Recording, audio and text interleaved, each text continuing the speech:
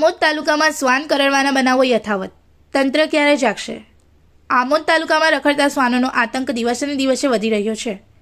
ભીમપુરા ગામમાં એક નિર્દોષ બાળકને શ્વાને કરડ્યો હોવાનો બનાવ સામે આવ્યો છે, જ્યારે કાકરિયા ગામે પણ એક બાળક શ્વાનનો શિકાર બન્યું હતું.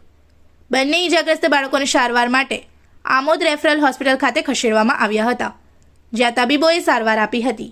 સૌથી ચોંકાવનારી બાબત એ છે કે તાલુકામાં સતત વધતા શ્વાન કરડવાના બનાવો છતાં તંત્ર હજુ સુધી અસરકારક પગલાં લેવામાં નિષ્ફળ રહ્યું છે.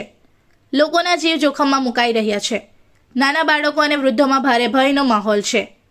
સ્થાનિક લોકો દ્વારા વારંવાર રજૂઆતો કરવામાં આવી રહી છે, છતાં રખડતા શ્વાનોને પકડવા માટે પૂરતા સાધનો પણ ઉપલબ્ધ નથી હોવાનો ખુલાસો થયો છે.